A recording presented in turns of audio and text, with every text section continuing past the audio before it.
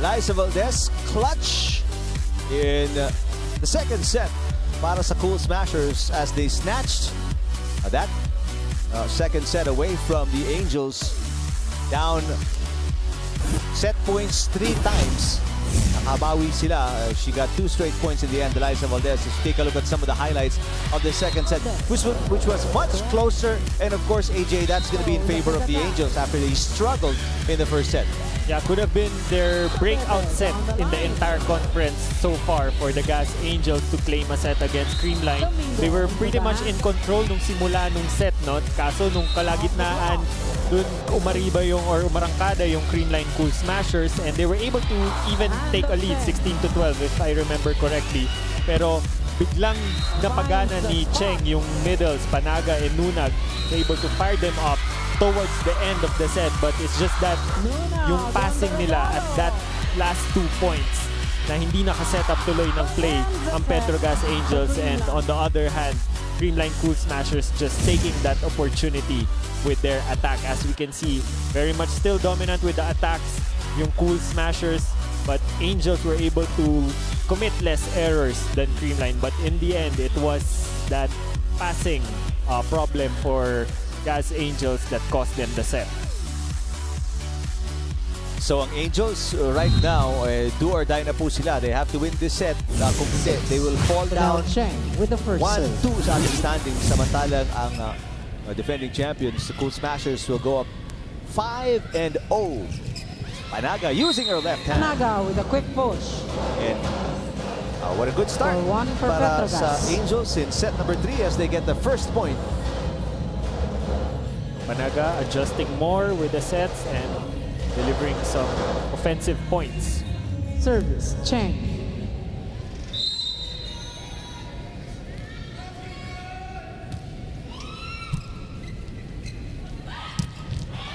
Domingo, that's check block, ball. Domingo. Celine Domingo really has stepped in very nicely para kay Pao Soriano today. A blessing in disguise for Creamline, no? Giving ample time for Domingo.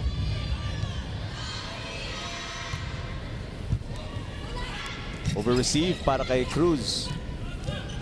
Gumabaw. And again, she's been targeting the outer arm ng mga blockers. Kanina pa yan since the first set. She's been successful. And samantala, walang adjustments so far itong blockers ng Angels against Gumabaw. Well, usually when pag ganyan na dominant yung opposite hitter ng kalaban, no, sometimes us middles would rather give enough space for them to force them to go down the line.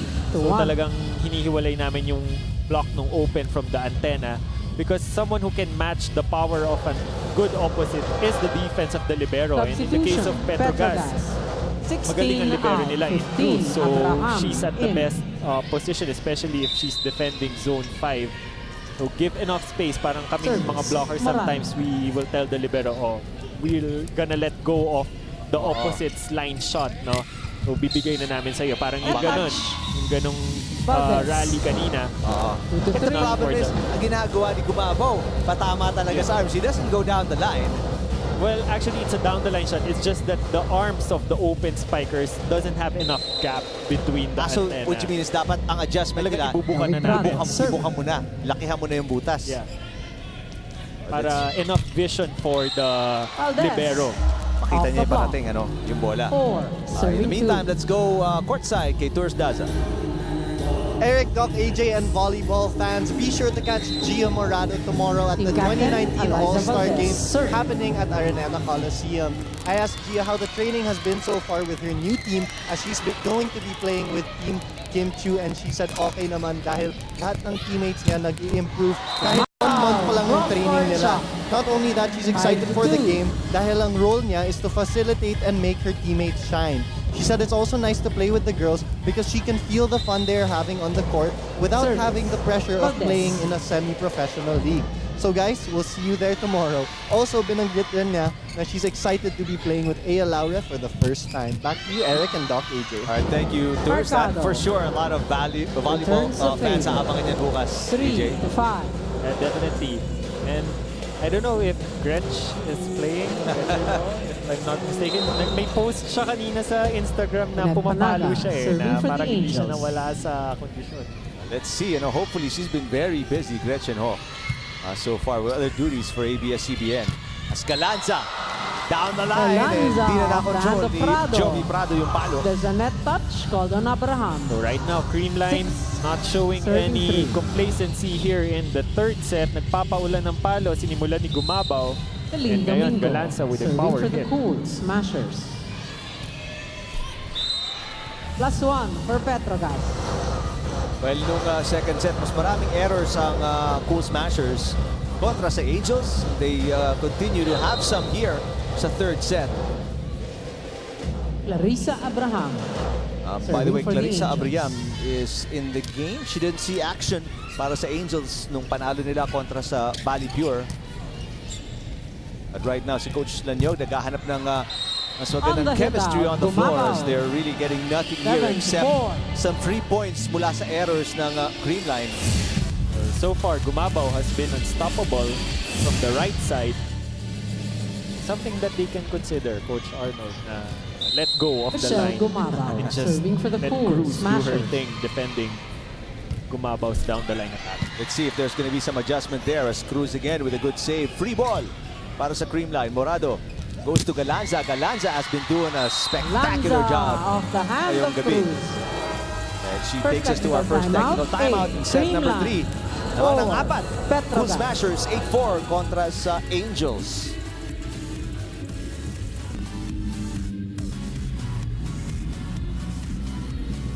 Celine Domingo, I think blister ba yung kanilang chine-check with the trainers? She's been very active on the floor. Maybe kulang sa tape or sa protection. Yeah, it seems like there's a blister on her big toe. Kaya si Risa Sato in the game for Celine Domingo. End of the set. First technical timeout. Well, enough time for them habang Serving for nasa likod Creamline, pa si number 7, Michelle Domingo. Gumabaw. Well, Pienza is in place for her to patch that up. Good block against Sato but great coverage naman para sa Cool Smashers. Ganda ng palitan doon. Nunag with the tip. Andun si Valdez. Galanza. Overcooks Outside it. shot. Galanza. Medyo nakapailalim si Gemma dun sa bola. Yung flight ng bola is really gonna sail out. Serving for Petro Gazz, number 4, Panay Mercado.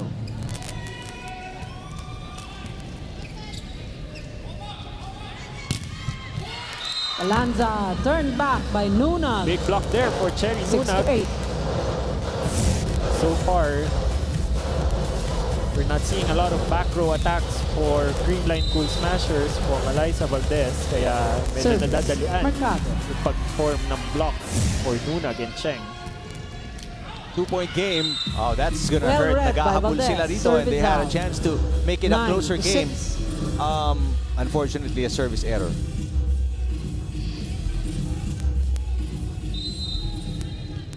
Gemma Galanza. Serving for the Cool Smashers. Take a look at Galanza and her performance today. 8 points off 8 attacks and she's Ball is very out. aggressive 7 in to 9. today's game. Actually, most of those points coming here in the third set. Actually, nung nasa frontline siya, dami rin siyang pinalo. Although a little error Cherry here and there. Nunag serving for the Angels. Morado, kinatid kay Valdez through the block. Cheng, nanap si Panaga. Panaga with a tip. Kept alive by Kyla Atienza. Here comes Valdez again. Valdez is blocked. May coverage from Gumabaw. Valdez again with a tip this time. Cheng tweaked her ankle. She's still okay. Morado with a tip. Play, A Gia well-placed Morado. shot from Morado. 10, Yung 7. kanina na-mention ko, no? Perhaps Prado wasn't able to tell Cherry na she's gonna commit with the block, especially in the middle. Kaya ang layo Serving for ng Creamline, pinanggalingan number ni 5, Cherry. Risa Sato. 3-point lead para sa Cool Smashers. Panaga is blocked. Valdez nasa gitna. Valdez hit the spot. 11, serving 7. So far, everything going the way of Creamline Cool Smashers right now. Kaya napatawag ng timeout si Coach Arnold Lanyo. Timeout, Petro Gazz Angels. Kita naman ang ginagawa nila, nakikita natin yung ginagawa nila. Okay? Nababasa naman natin. Talaga yung pag umataas sila, paano tayo ka-counter ngayon? Di ba? Nasusolve naman natin yung first attack ni kahit paano. Importante yung makasustain tayo. Pag nagbabalikan, makatake tayo ng okay? Basta pag may chance, yung mga attackers natin, sigaw tayo kasi. September 4, Wednesday, Petro Gazz will face Choco Mucho at 6 in the evening. That's on Wednesday, September 4, 6 p.m. Petro Gazz versus Choco Kiefer Mucho. Ravena in attendance, obviously supporting Eliza Valdez and Creamline.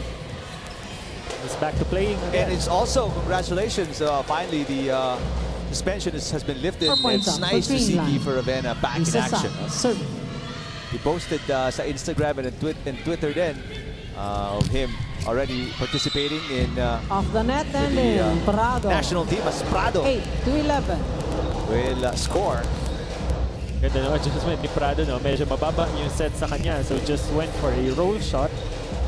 Unfortunate enough, yung area na tinarget niya Serving for walang Petro tao. Gazz. Number 2, Janelle. But again, Chen. the points are few and far between para sa Angels. Kailangan talaga nilang makadikit dito. And that's not even a guarantee as Celine Domingo scores. Domingo It's not even a with a guarantee quick tip. na kung makadikit sila, 12 mananalo sila. to I mean, let's remember how it ended in the second set. He already had set point. 3 times. Whereas ang Cool Smashers, that single set point they had, For Creamline, nakapitalize number 12. agad nila. Gia. It's nice to see Celine Domingo back. They addressed the blister issue and she's back on the floor again contributing. Panaga. Net Domingo violation with a this net time touch. on Domingo. 9 to 12. Little too eager dun sa block ni Domingo. Both hands, both arms touching the net. Serving for Petro Gazz, number 19, Jovi Prado. Scores an ace. Lucky break there para 10, sa 12. Angels. Now they are within 2.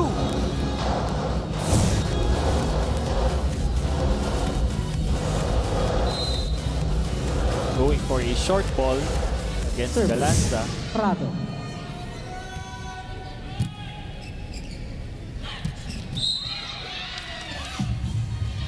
Net touch, Mercado. 13 to 10. Masyadong aggressive yung block ni Mercado. Nakita niya na kasing tumatakbo si Domingo for a running attack. And na-anticipate niya yon. Ito nga lang, Eliza Valdez, medyo bigil team sa block. captain. Serving for the Cool Smashers. Nice set. Anaga. Mula kay Cheng Cross-court and kill. there's an emphatic 11, finish 13. para kay Panaga. Just the height that Panaga wants to go for a long, quick attack.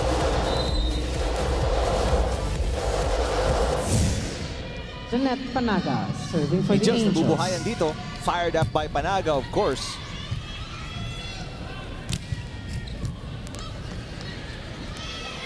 Mercado.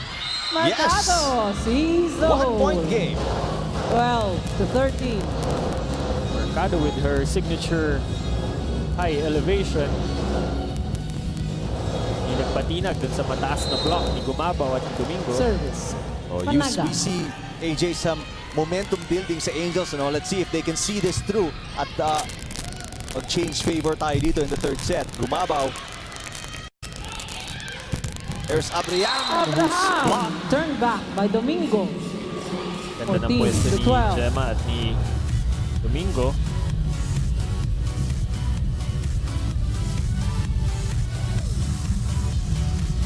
A lot of faith by Coach Celine Arnold Domingo Lanyok on serving Clarissa for the Abraham. Cool A very tense Smashers. situation right now para sa Angels. Naghahabot sila dito. Mercado. Ganda ng dig ni Valdez. Galanza is blocked. Morado is there. Valdez will set it up. Gumabaw is blocked. Gumabaw Great defense. turned back by Mercado Mercado. gives Gumabaw a taste of her own 13 medicine. to 14. Former teammates yan. That's right. Finally, Mercado Mercado was able to shut down the offensive of Gumabaw na kanina pang Abraham. hirap silang pigilan. Oo. And then, Serving. si Gumabaw kanina, nakablock din to kay Mercado in the first set. So obviously, this is gonna feel good for Mercado. At Gumabaw, napalusot yun. There's Nunag, Atienza inangat. Nunag with another block out. Plato. Channing Nunag. Offense and Rejected defense in by a single Nunag. play. We're tied at Nunag 14. coming off from a high nung second set. Still maintaining that aggressiveness in terms of block and also the attack. Game is tied at 14. Service, A chance Abraham. to take the lead for Abraham and the rest of the Angels. Galanza. Cruz was right there. Abraham will set it up. Back row attack for Prado. Gumabaw. Off the block. Good coverage para sa Angels. Mercado. There's Atienza for the dig. Gumabaw cross court. Gumabaw gets right the on the line. line. 15 to 14. Gumabaw sensing na tapat na talaga sa down the line attack niya. So going for a cross-court attack. Abraham just let it go. Substitution, And Creamline. Phil Cayetano Seven out. will check Eight. in for Cayetano Michelle in. Gumabaw. Phil Cayetano. Serving for the Cool Smashers. Mercado ties the game Mercado down at the 50. line. We're tied at 15. So far, daming output ni Mercado going for the down the line attack. So it starts with a good enough range for the set ni Cheng. No? Naidulo niya talaga yung set. Neng Mercado. Kasi pag medyo Serving for pinapos, the it's easy Angels. for the Cool Smashers to position their block. Yun lang. Second This set technical really timeout. marred by 16, service errors Creamline. para sa 15, Angels, and that Petro gives Gazz. the Cool Smashers a 1-point lead. Technical timeout tayo, 16-15, set number 3. Hello po, magandang gabi sa inyo lahat. Eric Tipano with AJ pareha. And we'll let you know about our games tomorrow. Nandito rin po tayo sa Phil Oil Flying V Center. And the game start at 4 o'clock. Alright, this is what's gonna be on top. Simulan po natin sa Bali Pure versus Motolite. Motolite, we saw kanina nakabang dito. Laisa Molde and Myla Pablo. Samantala, second game tomorrow, Banco Perla Spikers and Chef's Classic. End of the second technical timeout. Calipure looking for their second win, no? Galanza Even if serving they for were the Cool disposed off Smashers. nung Petro Gazz, they were able to finally score their first win against Air Force, ending a 12 losing streak. Valdez off the hand of Cruz. 17 to 15. Tala, Valdez making it a 2-point lead, 17-15 para sa Cool Smashers. Service, Galanza.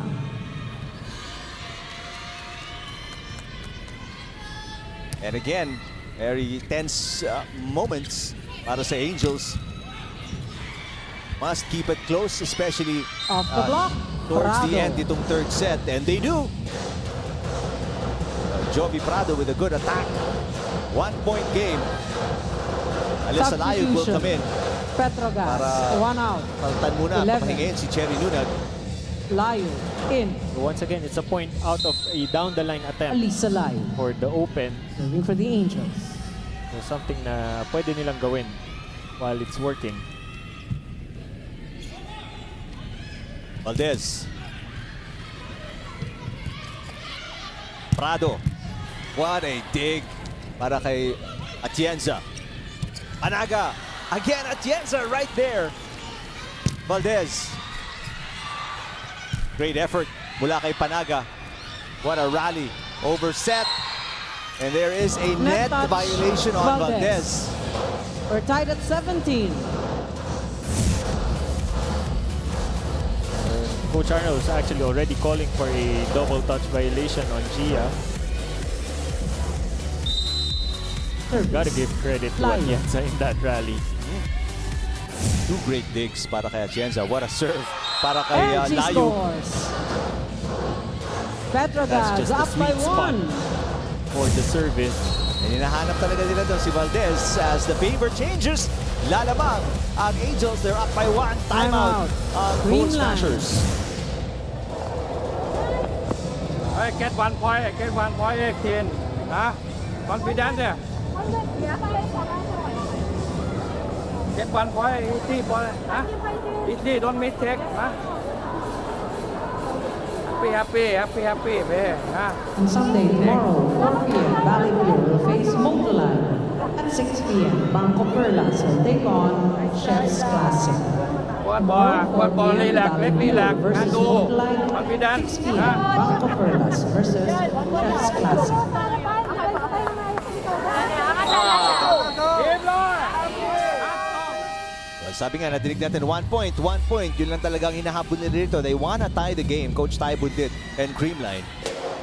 Well, actually, yung service kanina ni Layog is yung good visualization of how I was explaining on 1 point stopping up Eliza for the Valdez. Angels. If she's passing During the from third set. that position, Alisa is Layog, serve her short still serving. instead of giving her a long ball na kaya niyang itaas yung bola.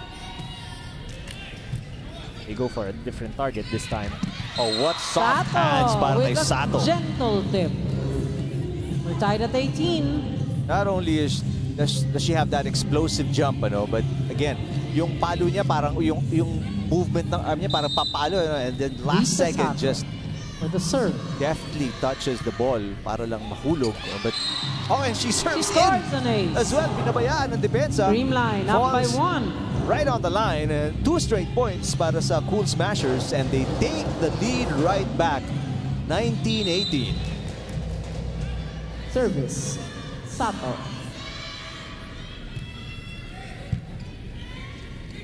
Panaga. Valdez. Inatrasan niya yung bola pero Valdez. unable to get it 19 across all. the net. She's human. She's human. Pero yun nga, masyado siya nakailalim na dun sa bola. Janelle Cheng. Serving for Petro Gazz. Good serve. Domingo again. Domingo with a quick attack. Creamline up by 1.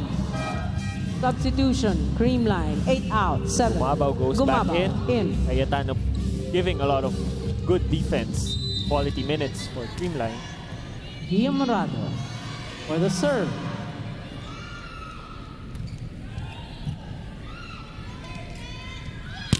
Prado. Valdez, hinatid kay Gumabaw. Gumabaw, yes! Gumabaw off the hand of Mercado. 21 to Gumabaw 19. just going for the seam between Cruz and Substitution. Mercado.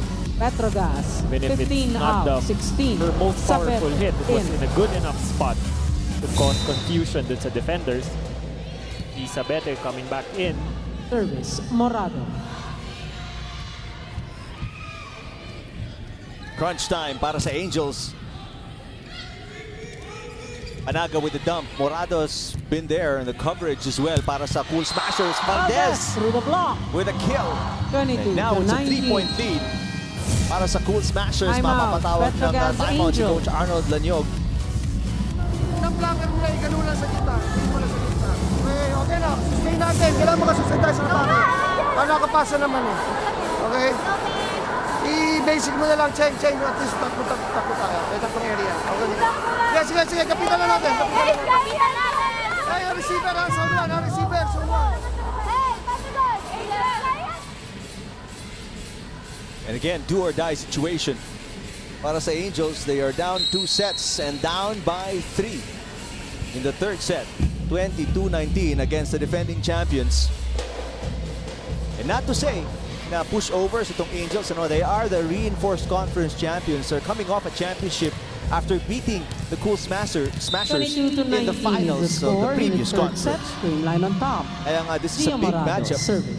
Dito sa Open Conference, both these teams are champions in their own right. Sapete off the Sapete block on will the hit score. out. What a delivery para kay 20 to Sapete. 22. So at this point, the Gazz Angels need to dig deep kasi masyado malakas ang frontline ngayon ng Cool Smashers with Gumabaw, Valdez, and Domingo. Javi Prado serving. Morado will set it up. Valdez in the middle. What a dig para kay Prado. Gumabaw. Prado again. Great defense. Pero in the end, it Panaga falls denied short para by sa Angels. Domingo. And the 23 to Smashers, 20. or Cool Smashers, now 2 points away from a sweep. Domingo with just Team great captain, presence in the net. Eliza Valdez serving.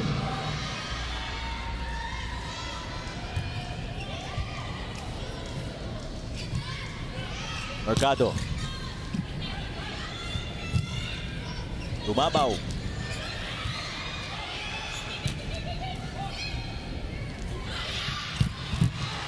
Good coverage, pero over-received by Cheng. One-handed set. Domingo will tip it, Domingo and with an off-speed the Cool shot. Smashers at set Creamline point and match point now 24-20. at match A point. one-hand quick set by Gia catches the Gas Angels frozen in their feet. As Domingo just tips it. Serving for the match, team captain, Eliza Valdez.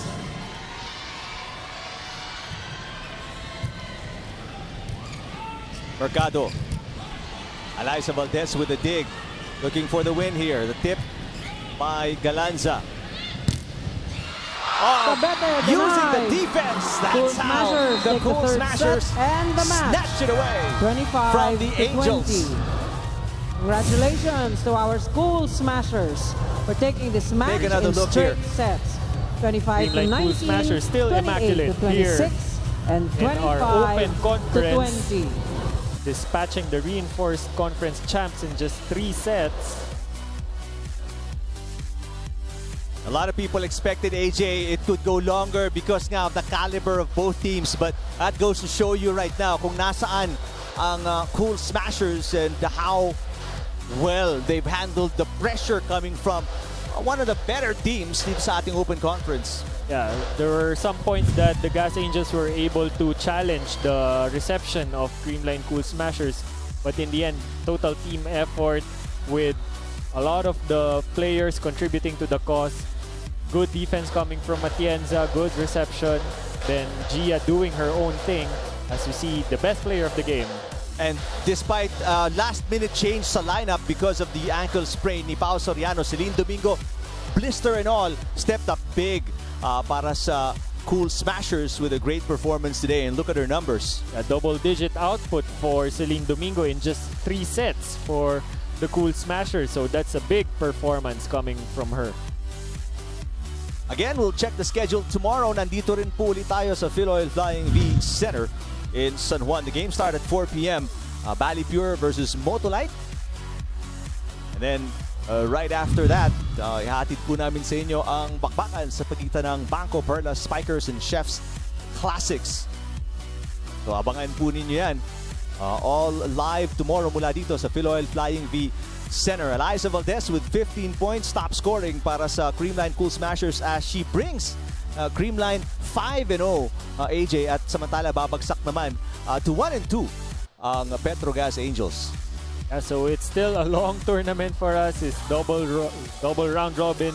So Eliza Valdez and the Creamline Cool Smashers in the very best position right now, 5-0. And it's still a lot of time for Petro Gazz to regain their dominance.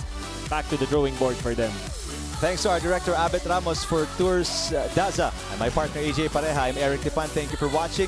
More action tomorrow mula dito sa Philoil Flying V Center. Ito po ang Open Conference ng PVL 2019 at sa atin ng ABS-CBN Sports.